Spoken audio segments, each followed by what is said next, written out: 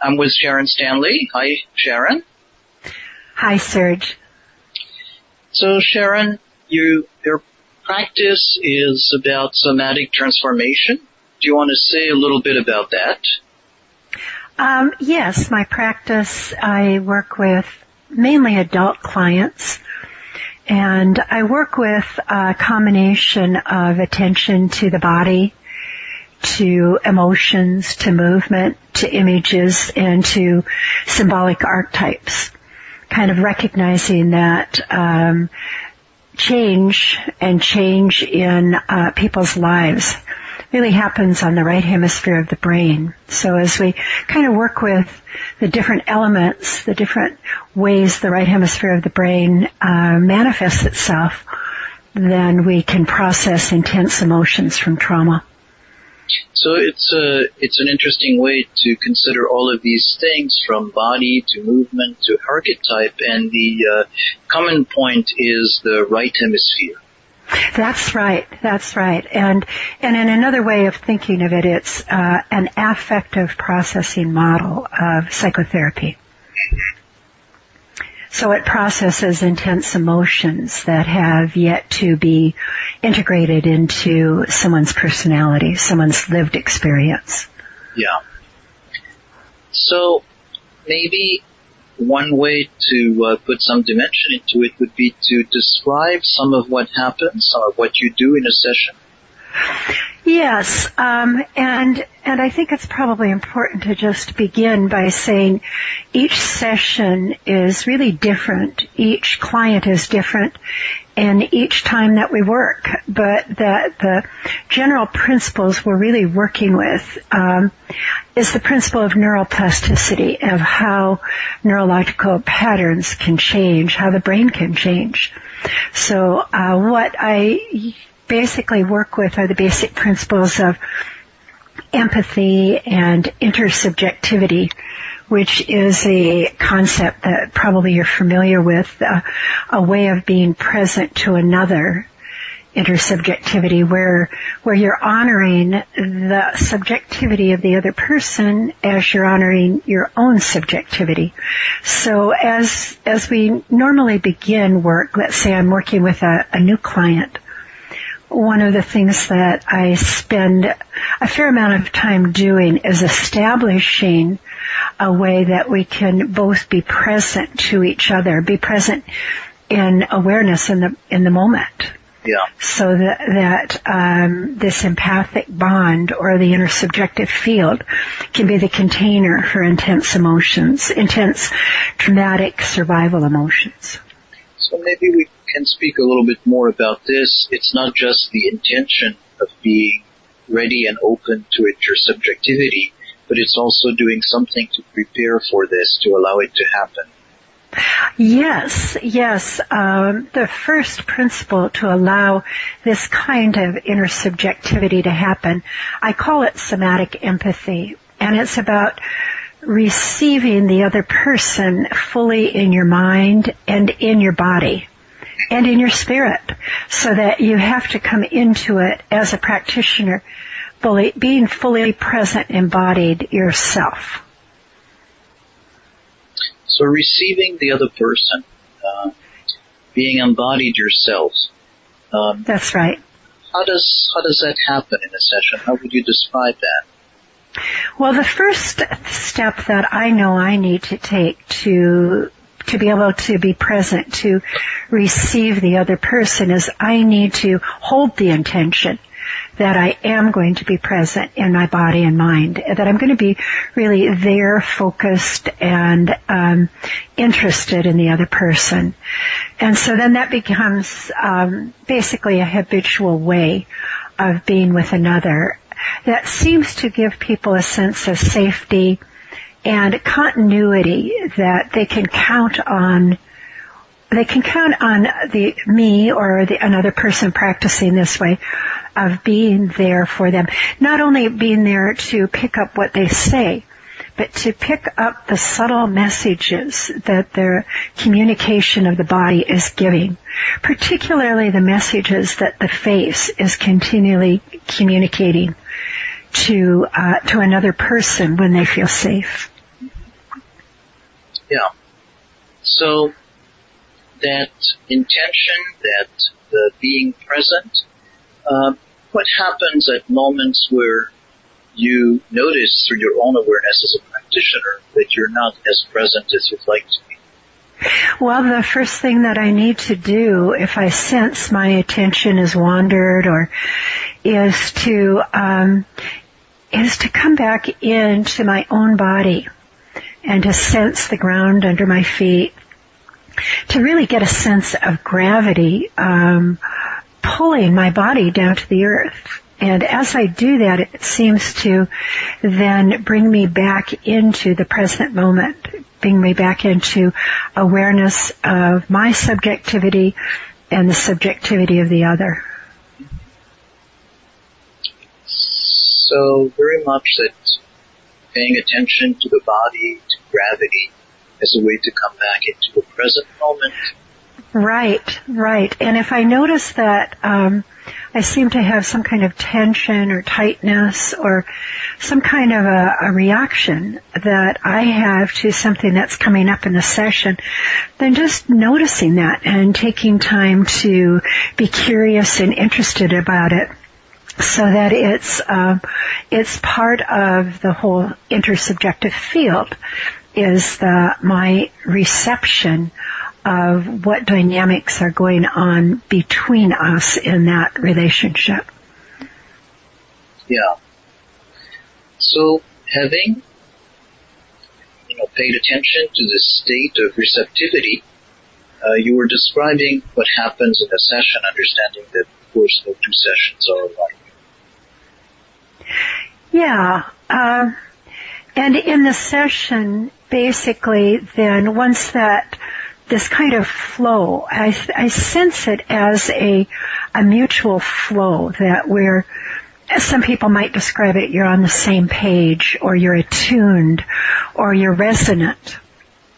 Because one of the things I've realized is that people who have come for help, people who have come because they've been in intense suffering, are constantly aware, continually aware of how I'm receiving them. So they're continually checking in to see, is this too much for Sharon? Is this boring to Sharon? Am I going to traumatize her if I tell her what's really going on for me? Will she judge me? So that there's a conversation that's going on physiologically in face-to-face encounters that's beneath the spoken word. Yeah. So we're really not just talking about the contents of the session. We're talking about that process of being on the same page, being attuned. Yeah, it's really being attuned to the nonverbal communication, as Ellen Shore would describe it, being attuned to the right hemispheric shifts in the face, those small movements that happen in a fraction of a second, where someone can express just in a flash their hurt or their curiosity. Being attuned so that you pick up these more subtle cues that lead you in deeper and deeper into the dynamics of that trauma. Because we know that once we've established an intersubjective field, that we're often going to get a reenactment of the trauma in the present moment relationship. So that we notice those dynamics with a witness. I'm noticing that we're both going into a kind of a reenactment. There's something familiar to both of us about what we're processing at this deeper level. It may be new information on a verbal level, on an explicit level, but the right hemisphere is entering into relational dynamics that I think are best described as enactments. Yeah. So it's a relational field, and within that relational field, there is an enactment or reenactment. Some dynamic.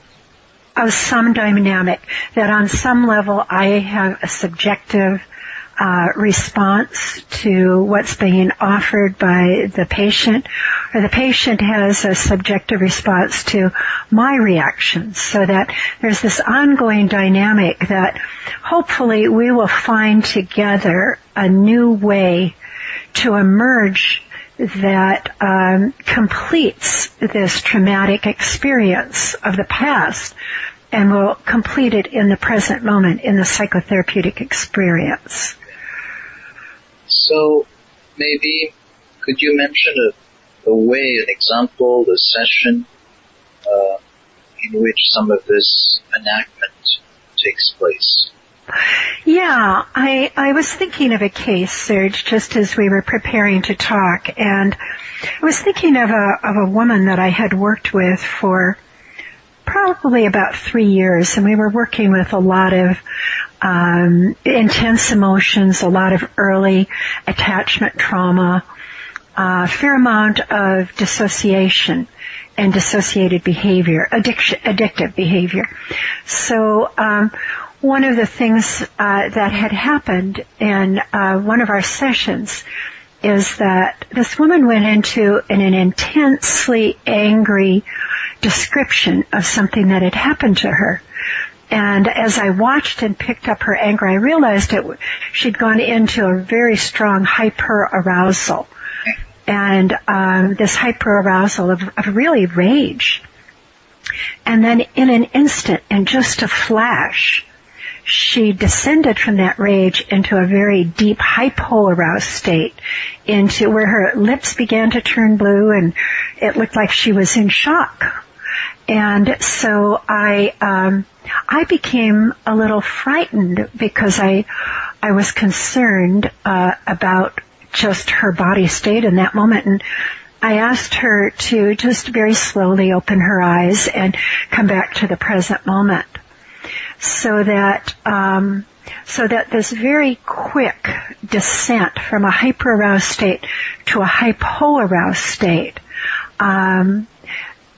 concerned me, brought up a little bit of fear in me of her well-being. For her experience was that this quick descent from her rage gave her a relief from her rage.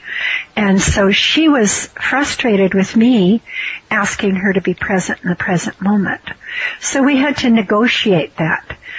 We had to negotiate her experience of needing to have a relief and my experience of concern and fear that perhaps this quick descent into a hypo-aroused state, or as Stephen Porges would call it, a dorsal vagal state that has been coupled with fear. These states that Porges describes as lethal in human beings was a concern for me. But this woman had been using this process of managing intense rage most of her life, and it seemed, from her point of view, to work for her.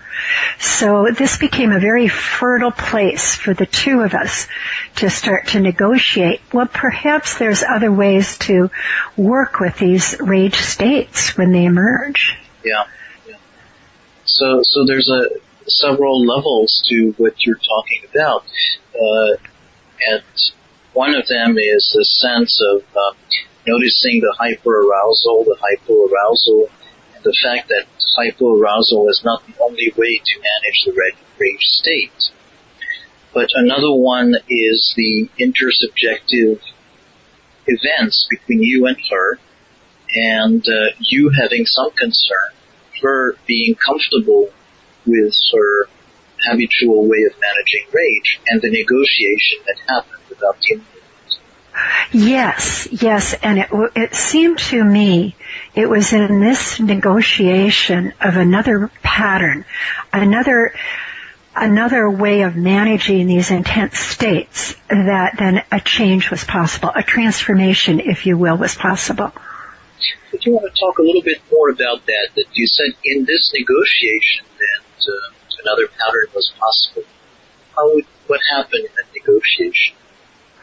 Well, in this negotiation phase, and it lasted for a while, a number of sessions, it was important for me to really come to understand what my concern was, and to realize that I had expressed my concern with not particularly skillfully. I had expressed my concern as I probably would express my concern if I'd seen a child heading near a fire.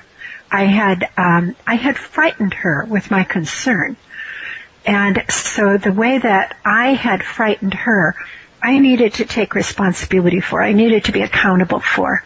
And I also really needed to listen to the deep comfort she got in these hypo-aroused states, and to validate that this had been an important survival strategy for her for most of her life.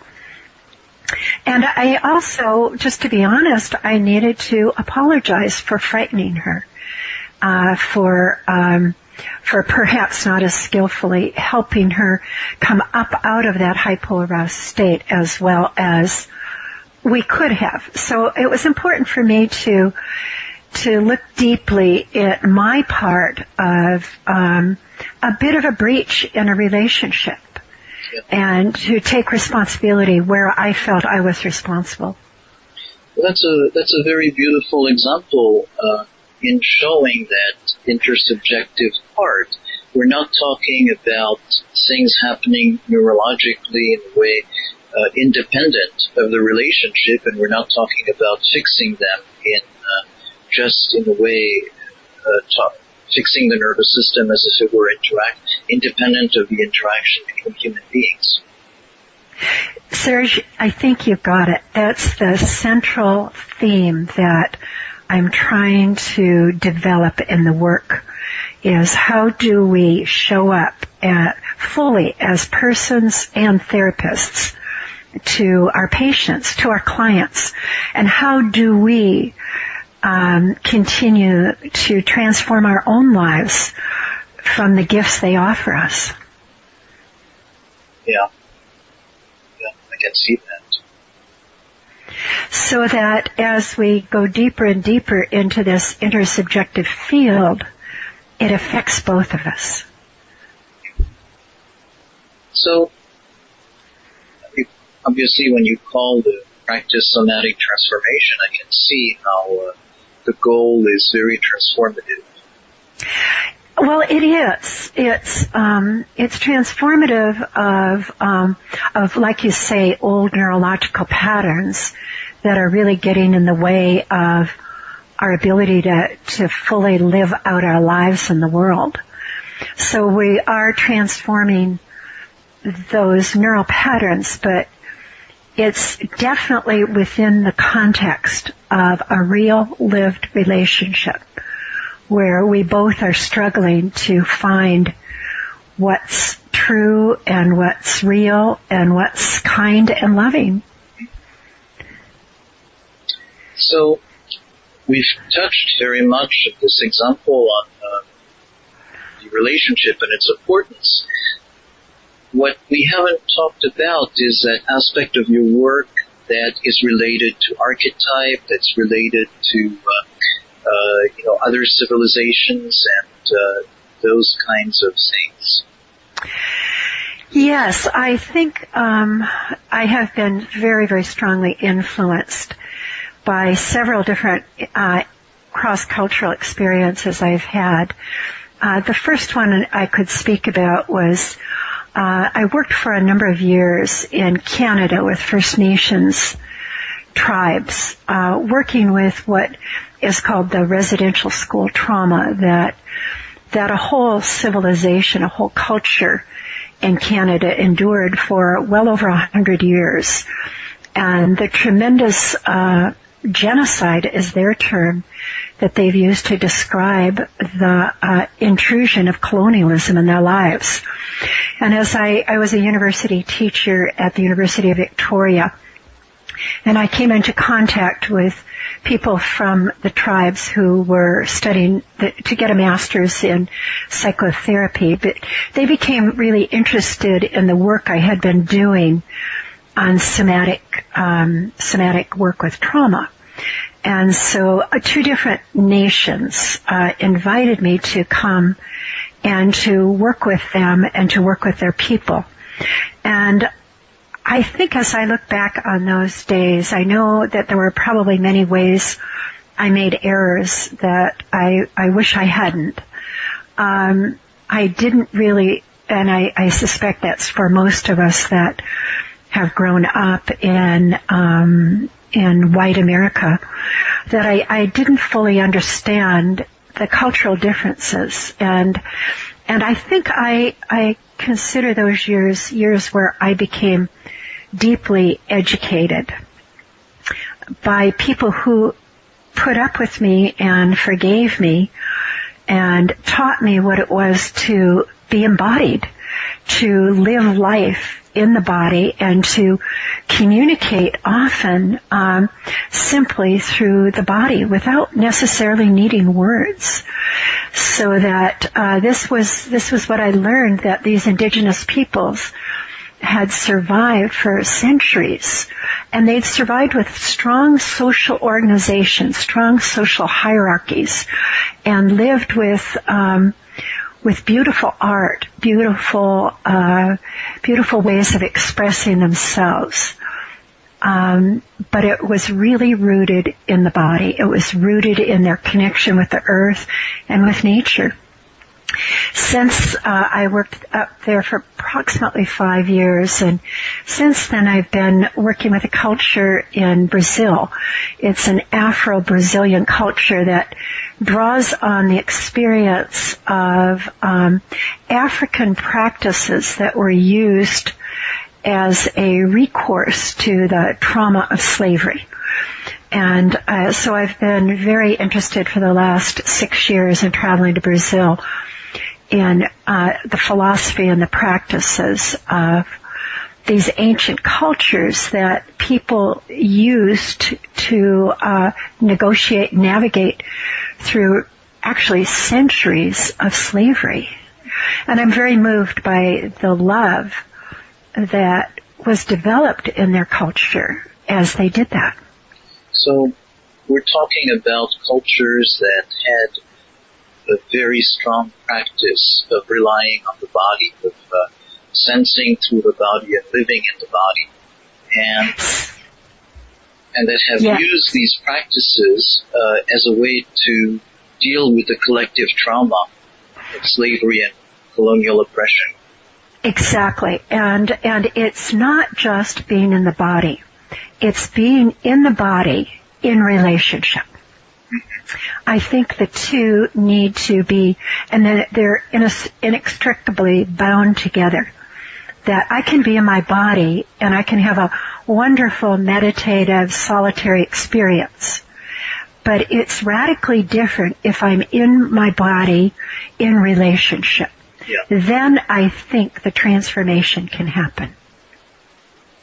The same way as in our own individual history as babies, it is from the attachment that we get our development. That's right. That's right. And I've gotten really interested in the dimension of the attachment process that includes music, of rhythm, of in fact, there's a concept that I'm very intrigued with called communicative musicality, where this rhythm of the early attachment with our caregiver and the rhythm back and forth of the intersubjective relationship, if you will, between the infant and its caregiver. This rhythm is the profound dimension of the life force coming through relationship, open to healing that which has been perhaps hurt or wounded or broken, and is an ongoing process of development, so that it's in relationship but in this kind of communicative rhythm of life.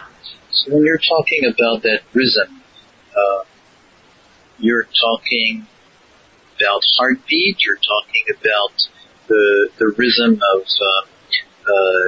responses, to say the way the infant reacts and the mother reacts. What else? The rhythm of prosody. There's a term that Ellen Shore speaks about. Prosody is the voice of the caregiver. It's the rhythm that is in the structure of the language where the mother or the father talks to the infant. And the infant understands, not because they grasp the words or the concepts, but they feel the rhythm of the music. They feel the interaction of the body. And as the bodies move, as the voice moves, as the gestures move in rhythm, then this communicates life. I think one of the interesting things I'm fascinated by in the work of Ed Tronick, who's done a fair amount of research in attachment, and he works with a research model called the still face. And in this research model, you might be familiar with it, the infant is playing with the mother, and the mother is engaging spontaneously with the infant. And then the mother, in this research, is instructed to allow her face to go still and not respond to the baby. And there's a part of my heart that breaks whenever I see this research, because instantly you see the baby wondering what's happening. And, you know, in a period of time, some babies simply give up and they begin to have that facial configuration of stillness themselves. I think that's a lot of what we're seeing in these children being diagnosed as autistic. And this research has given us a tremendous amount of information about the rhythm of spontaneity and spontaneous play, spontaneous interaction between the mother or the caregiver and the infant. And maybe we need to start to think about bringing that into our psychotherapeutic practice, that we can go beyond just being embodied and being in a relationship, but we can bring in this way of being in a rhythm together. And that's a connection at the limbic level, the emotional connection. Yes. And that's, you know, the emotions when they become, when they're unprocessed, leads to that kind of stillness. It leads to, again, what Porges is calling the immobilized response. That's locked in. It's an overlay with the sympathetic arousal. So that there's a real stillness, a quiet, sometimes a calmness that's mistaken for well-being, when actually the alive developing child is someone who feels the rhythm of the world around them, the world of the parent, the world of nature, the world of relationships that they're in, and they can flow because they're in this rhythm. They're not caught in an immobilized state. So that this rhythm is the rhythm of life. Like you say, the rhythm of the heartbeat, the rhythm of the breath, the rhythm of the cellular movement of contraction and expansion.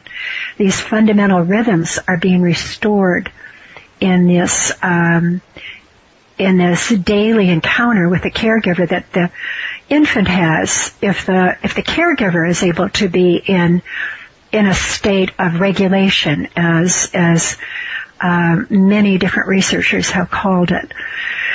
And so that's what we're trying to replicate in psychotherapy, is how do we provide this kind of rich, lived experience where we go deeply into the stillness, the pain, the fear, and the suffering, but we also bring to that the aliveness that we carry within us, within our own psyche, within our own bodies.